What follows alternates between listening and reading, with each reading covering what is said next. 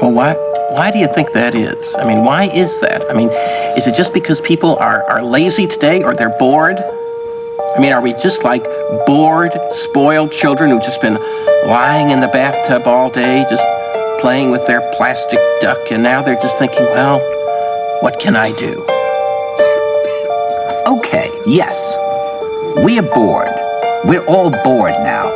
But has it ever occurred to you, Wally, that the process that creates this boredom that we see in the world now may very well be a self-perpetuating, unconscious form of brainwashing created by a world totalitarian government based on money, and that all of this is much more dangerous than one thinks, and it's not just a question of individual survival, Wally, but that somebody who's bored is asleep, and somebody who's asleep will not say no? See, I keep meeting these people. I mean, just a few days ago, I met this man whom I greatly admire. He's a Swedish physicist, Gustav Bjornstrand, and he told me that he no longer watches television, he doesn't read newspapers, and he doesn't read magazines. He's completely cut them out of his life because he really does feel that we're living in some kind of Orwellian nightmare now, and that everything that you hear now contributes to turning you into a robot. When I was at Findhorn, I met this extraordinary English tree expert who had devoted his life to saving trees. Just got back from Washington, lobbying to save the redwoods. He's 84 years old. He always travels with a backpack because he never knows where he's going to be tomorrow. And when I met him at Findhorn, he said to me, "Where are you from?" And I said, "New York." He said, "New York, yes, that's a very interesting place.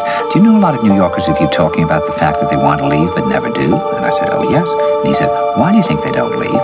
I gave him different banal theories. He said, "Oh, I don't think it's that way at all."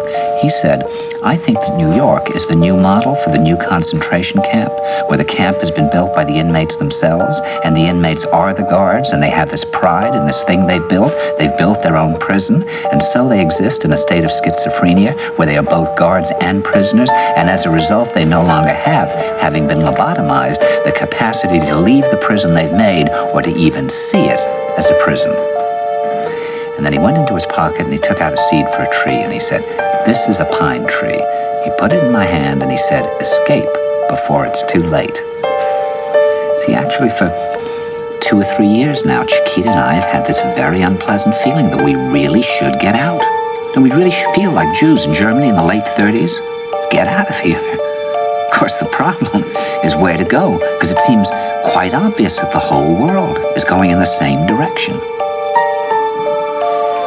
See, I think it's quite possible that the 1960s represented the last burst of the human being before he was extinguished, and that this is the beginning of the rest of the future now, that from now on there'll simply be all these robots walking around, feeling nothing, thinking nothing, and there'll be nobody left almost to remind them that there once was a species called a human being, with feelings and thoughts, and that history and memory are right now being erased, and soon nobody will really remember that life existed on the planet.